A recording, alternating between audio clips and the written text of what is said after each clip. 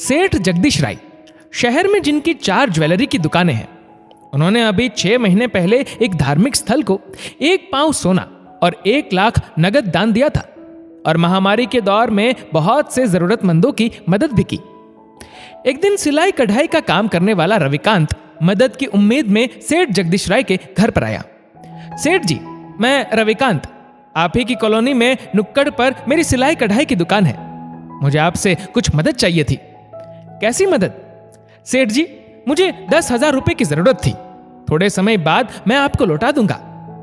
ठीक है, मैं अभी दुकान से आया हूं, तुम मुझे अपना फोन नंबर दे दो, मैं तुम्हें कल बताऊंगा। धन्यवाद सेठ जी, कह रविकांत वहां से चल दिया। सेठ जी अब इस सोच में थे कि ये थोड़े समय बाद पैसे लौटाने के लिए बोल रहा है, जरा पता तो करूं कि ये लौटा पाएगा भी कि नहीं। उन्होंने अपने दोस्त मनोहर को फोन लगाया, जो कि रविकांत के पड़ोस में ही रहता है। और मनोहर, क्या हाल है? मैं ठीक हूं भाई साहब, आज इतने दिनों बाद कैसे याद किया? भाई मनोहर, जो तुम्हारे पड़ोस में रविकांत नाम का शख्स रहता है, जिसकी सिलाई कढ़ाई की दुकान है, वह मुझसे 10,000 रुपए मांग रहा था, दे दूं क्या? अरे भाई साहब, ऐसी गलती मत कर बैठना, मैं जानता हूं वह तो बहुत बेशर्म शख्स है। वह ऐसे ही लोगों से उधार पैसे लेकर अपनी गाड़ी चला रहा है। मुझसे भी एक बार 3,000 लिए थे उसने। चप्पल घिस गई थी मेरी उससे 3,000 वापस लेने में। उसको बस टाल मटोल कर देना, पैसे मत देना। ठीक है मनोहर भाई, फोन रखता हूं। ओके। 2 दिन बाद सेठ जगदीश राय की पत्नी पूछती है, वह जो रविकांत जो सिलाई कढ़ाई का काम करता है, 2 दिन पहले वह क्यों आया था?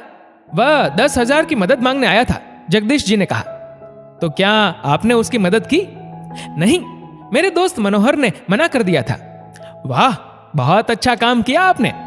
कोई मजबूर आपसे मदद मांगने आया था, आपने उसकी मदद नहीं की, वह भी उस दोस्त के कहने से जिसकी पत्नी मुझसे कई बार 2-2, 3-3 हजार रुपए ले जा चुकी है, जो उसने कभी वापस भी नहीं लौटाए।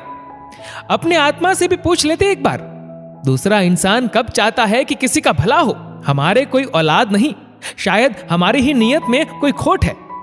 धार्मिक स्थल पर सोना और 1 लाख नगद दान दिया था, वह भी क्या किसी से पूछा था? तब तो आपने कोई इंक्वायरी नहीं की कि यह पैसा किस काम में लगेगा, और उस पैसे को देकर हम भूल भी जाते हैं। महामारी में तो आपने अनजानों की भी मदद की, मगर जो 10,000 लेने आया था, वह तो हमारी कॉलोनी का ही था। उसने पैसे वापस लौटाने का भी कहा होगा। जगदीश राय अपनी पत्नी की बातें चुपचाप सुनते रहे। उनकी पत्नी ने कहा, मैं सुबह उसके घर जाकर उसकी मदद करूंगी। अगले दिन जगदीश राय की पत्नी रविकांत के घर जाकर उसकी पत्नी से मिलती है। बहन जी, आपके पति हमारे घर 3 दिन पहले 10,000 रुपए मांगने आए थे, मैं वह देने आई हूं। बहन जी, आपका बहुत बहुत धन्यवाद, मगर अब इन पैसों की जरूरत नहीं, क्योंकि जब मेरे पति आपके घर आए थे, उसके अगले दिन बेटी का कॉलेज में एडमिशन का आखिरी दिन था। अब एडमिशन अगले साल ही होगी, बेटी इस साल घर में ही रहेगी। जगदीश राय की पत्नी हारी हुई सी उदास मन के साथ 10,000 लिए वापस अपने घर आ गई।